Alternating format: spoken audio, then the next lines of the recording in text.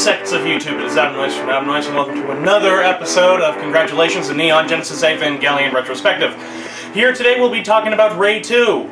I forgot what number episode this is, however, it is the next episode. Holy shit! Oh my god, words do not describe how much I love this episode. Holy fucking shit. Alright, it's interesting to note that this is the first one where there isn't really much for characters. I mean, there is stuff there in terms of their characters, but this is like plot-heavy shit. Okay, this is extremely plot-heavy. There's a lot of technobabble, there's a lot of thinking on their feet. This is a great dialogue episode, and it's fan-fucking-tastic. I don't know how long this video is going to be, but whatever. I love it. This episode is a perfect build-up.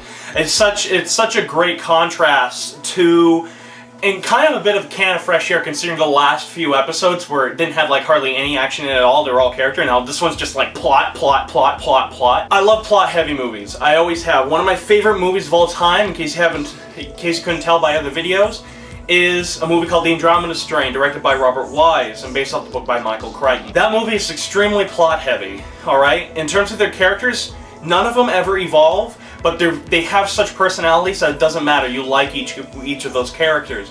Those are the kind of movies that I love to watch. The ones that are extremely plot-heavy and have a lot of technobabble. Hence why I like Battle in Outer Space and Gorath. At the beginning, of course, at the beginning of the episode, or at the end of the last episode, Shinji is shot with that cool diamond-looking angel thingamajigger, and is shot with it. And Shinji is brought back in, and Masada runs to his aid. Masada was the first one there. She's like, holy shit! And she runs to his aid, very motherly, I like it. It's a very nice touch, and does maintain to stay with their character. Despite this being an extremely plot-heavy one, they keep it very condensed to these are what they do. Or at least this is what we know they do. And I really do appreciate that. And then it's also interesting to note is that when Shinji's getting wheeled to the hospital, when Shinji's moving to the hospital, it's interesting to note that Masato can't follow him in there because of a couple things. One, I think she was respecting Shinji's privacy, and two, I think she was like, no, I gotta get back to the bridge, like, right now. But she has such a look of worry on her face. And I know that was the intention of Hidekiana because it focuses on it when Shinji is wheeled away. It kind of reminds me of a scene from Mass Effect 3 where Kaidan and/or Ashley gets beaten up by this rogue AI. And Shepard wheels, or he and/or she, I always say Kaidan because I love Kaidan. And love Kaidan. Hot. Kaidan gets wheeled in, and then they leave Shepard there, and Shepard looks unbelievably worried. It reminds me of that scene, or this particular scene in Rei II reminded me of that in Mass Effect 3. And then it's interesting, Shinji, when he finally wakes up, he doesn't want to pilot the robot again. He's like, I don't want to do this, and Rei's like, well, fine then, and I'll do it, and whatever, like that. When Rei comes to see him, and some people see that as really whiny, and I'll be honest, at first, it's like, oh my god, we just fucking went through this, Shinji. You're going to pilot the fucking robot. However, on this viewing, I find that no, he's actually justified, because there's something I didn't notice until this viewing. Shinji fucking dies at the opening, because they have to do the electrical shock thing, they have to do that thing where they jumpstart your heart. They have to do that to Shinji. Shinji fucking died at the very beginning of this episode. Of course he's alive now, but he fucking died. So part of me is like, no, that's actually kind of justifiable right now. So I was like, he just died. He doesn't exactly want to die again. And though still kind of comes off as whiny, and I do admit that still comes off as a little bit whiny, it's also something very adult that I noticed in Shinji at that moment, is that Shinji, very much so, he doesn't want to pilot the robot, but he knows he's going to do it anyways. He is going to do it again. I mean, Rei tells him otherwise, but he is going to do it again. You know, it's kind of like how we approach jobs. It's kind of like how we approach this, that, and the whole shit and caboodle. We have a lot of shit that we have to do that we don't like doing. But we do it anyways because it's just a part of life. And I think that's what Shinji is like on this. Or at least that's how I interpreted it. We actually get to see a lot more of Nerve in this episode. Like before Nerve, if you look at what Nerve was, it was just like the bridge. And that's all we really knew about them. I'm taking off my shoes because it's fucking hot as hell in this room. But all we really saw was a bridge. On this episode is the first time that we really get to see other branches of NERV, or we get to see the other compartments to NERV. How it's really just it truly is an organization where they have these people focus on this, these people focus on this, these people focus on this, these people focus on this, these people focus on that, and these people focus on this. And I like that because we see two areas in this, or we see several areas, but these are the two that stuck out to me. You see the weapons room, or you see the power room, and then you see the weapons facility. That's really cool because it shows that NERV really is bigger than what the first episodes really brought on. That NERV is this humongous organization that is defending humanity. And I like that. I like that because what this does, it just takes an already established universe that Hideaki Anno created and winds up expanding it. And I think that's really creative, and it really is creatively done, especially with how it's shot in this episode. One, it was very innovative. Two, it was cheap, which kind of goes hand in hand with the innovative. And three, it was also very pretty to look at. Just because you have like a level here, you have a level here, and you have a level here, and they all kind of go in together, and it really makes the idea of NERV being an organization believable and likable. Also, I mean, I've kind of mentioned it before, but this is the first episode that I've really noticed it. The fucking music in this show is fantastic, and the action music and the intensity of this music, you just feel it, and it's like, oh my god, I'm here, yes! Let's kick some angel ass! And that's exactly how you feel watching it, because there's this great music in this episode, and I think this episode really would not have worked as well if it wasn't for that wonderful music. Of course, we finally get the dun dun dun dun dun dun dun dun dun dun. I love that. I fucking love that. Oh my god. Yes, it kind of sounds like a song from, I want to say it's James Bond's Thunderball by John Barry, but I don't fucking care. It works. It really, really, really works. And man, is this music intense. Oh man, it just like, it throws you in there, you're like, fuck yeah, let's, yeah! Yeah! Fuck yeah! That's exactly how you feel watching this episode. You're like, yeah, let's kick this angel's fucking ass! And that's how you go with this episode, and I think that's why I like it so much, is because it just threw me into this. Because let's face it, this episode as a whole really isn't that important. In fact, the episode after this is the same way, but you're just like, yes, I want to see what happens. Yes, oh my god, let's kick its ass. And it is badass. This is like Ryuri Kitamura kind of badass, and I love it. Oh my god, and don't even get me started on the technobabble. I mean, there was a lot of technobabble previously, but this was all like battle strategy. This is like, how are we going to approach this? And it's also interesting to know just how punctual all of them are. Like, they always go, we only have like a 0.0000093% chance of winning. You could have just said 0.1 or 0.01 or whatever, but they don't, you know? They go, and they do this throughout the series. They're so punctual, and that's just an interesting note. It's almost like they have like no choice but to be that punctual. Or at least that's nice. God damn, it's fucking hot in this room. And then, oh my god, just the technobabble's great. It's not Star Trek level good, but damn, does it really sell you. Even though they might be speaking complete fucking gibberish, they sell it to you that they know what they're talking about. And I think that's what makes Star Trek technobabble work so good, is that they always sold you that they knew what they're talking about, even if they had no idea what they're talking about. Even if the actor had no idea what they're talking about, they sell it to you that they know what they're talking about. And that's what makes this episode work, because Masada's talking technobabble, Ritsuko's talking technobabble, all the assistants are talking technobabble, and it sounds believable. It sounds like they were literally thinking, and it's also really good to note that everyone here is thinking on their feet. They're like, how the fuck can we do this? And they're all working together. While the next episode really focuses on Masada, this episode is like, it shows you what NERV is really capable of, and that is they think on their feet, they all participate, and they are a true organization. And in some ways, they're a family, a really fucked up and messed up family, but they are a family. And that really came through in this episode, without it really explicitly saying so. It's all just them sitting around the table. They're all discussing. Okay, well, if we attack them from this angle, clearly the angel, he doesn't like them.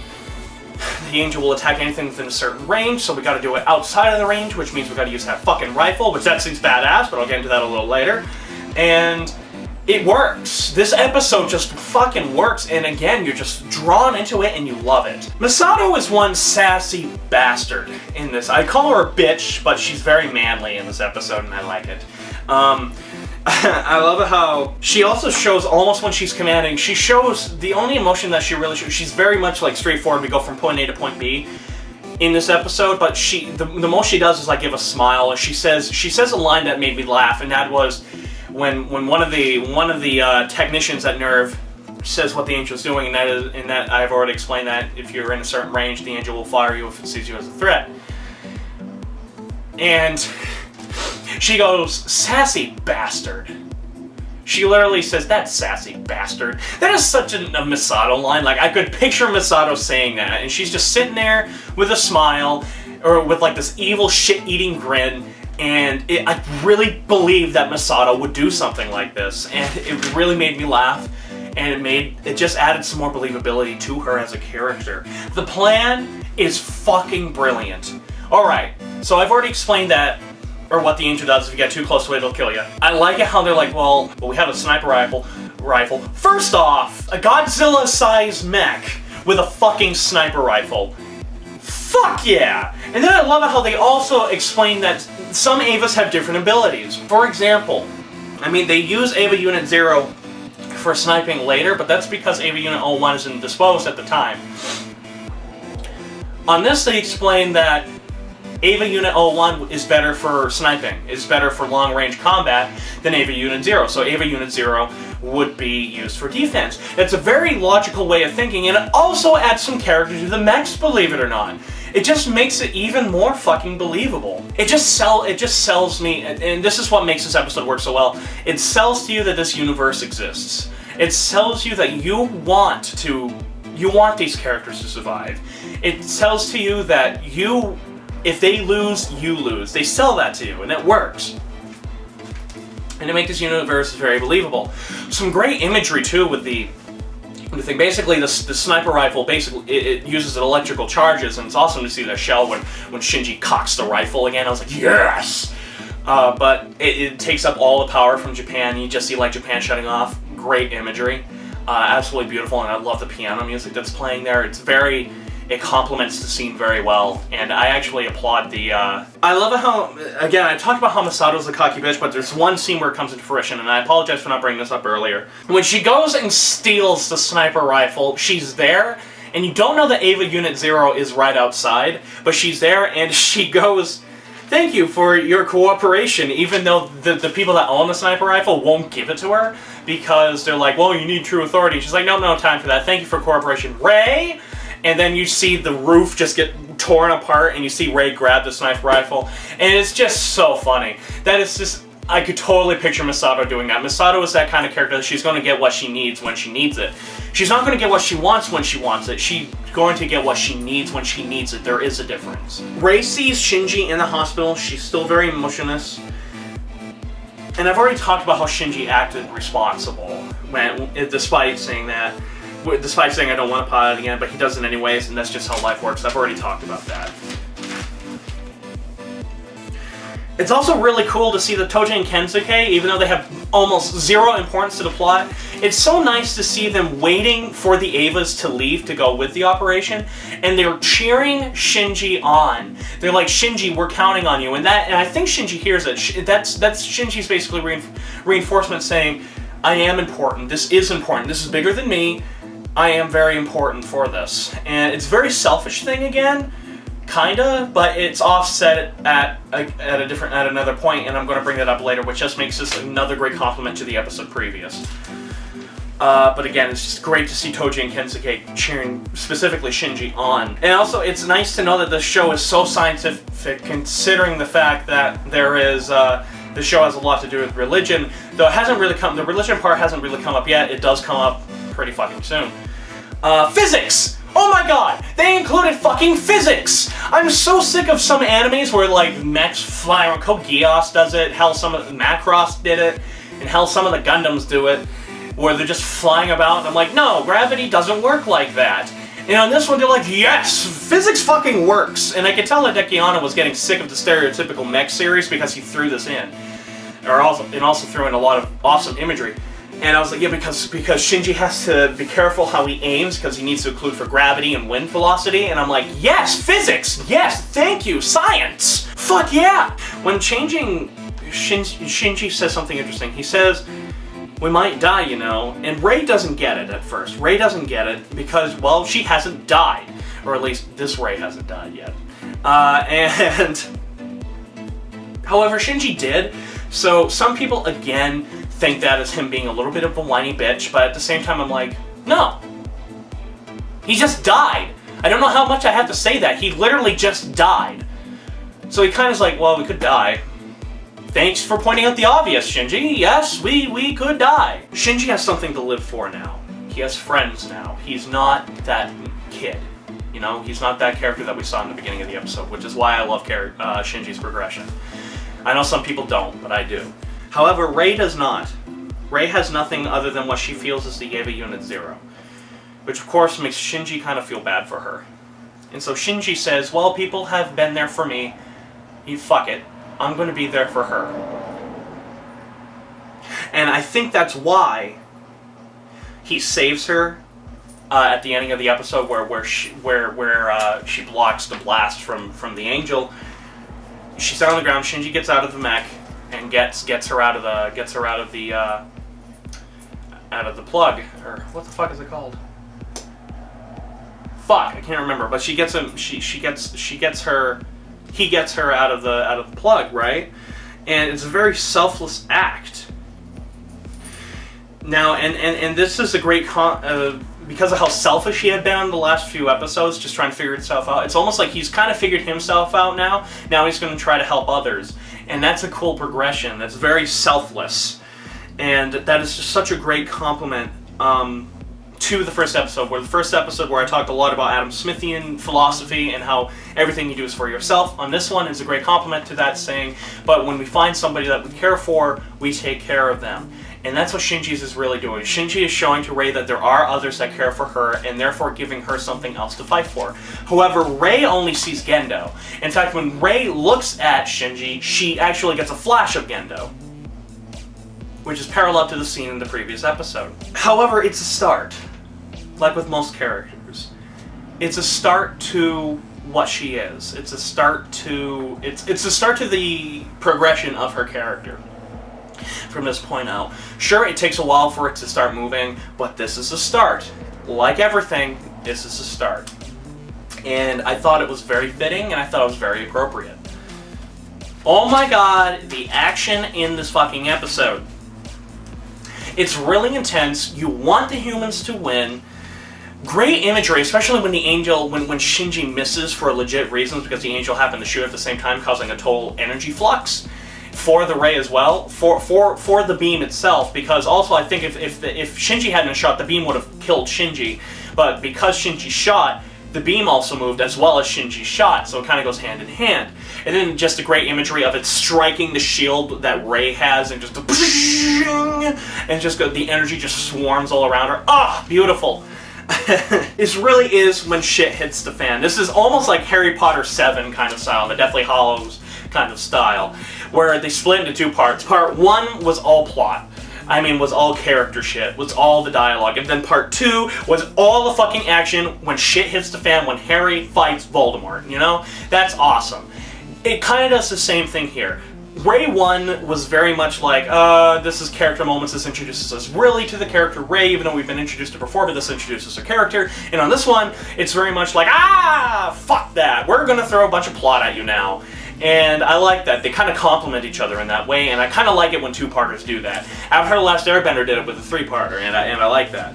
And this really is the first plot-heavy episode.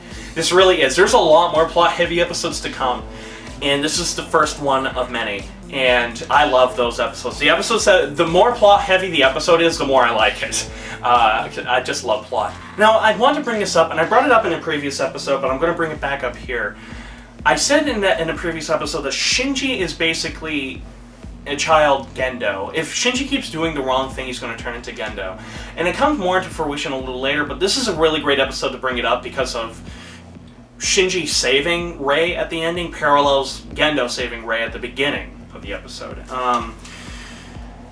And again, this is just as if Shinji makes all the wrong decisions in his life, he will become a Gendo. In fact, there's a scene in Rei 1 where he wears Gendo's glasses and they look alike. Almost exact. Like, you could picture Gendo looking like Shinji, except with different colored eyes, at that age, and it very much is a parallel there, and it becomes more into fruition a little later. It's just, it kind of talks about how fate finds us no matter what. And I know that's kind of sad. Oh, I need to pray for this person. It kind of is sad, because we say we don't want to be like our parents, and we usually do wind up becoming like our parents. Like, I'm a workaholic, and so is my dad, and I don't want to be a workaholic, but I already am a workaholic, and that's what makes it interesting. I know I've said that a shit ton, but again, it's shit like that that makes this series more human and makes me like it more. So anyways, I hope you enjoyed this episode. Stay tuned for the next episode, which is another plot-heavy episode, which means I'll love it. And, sayonara.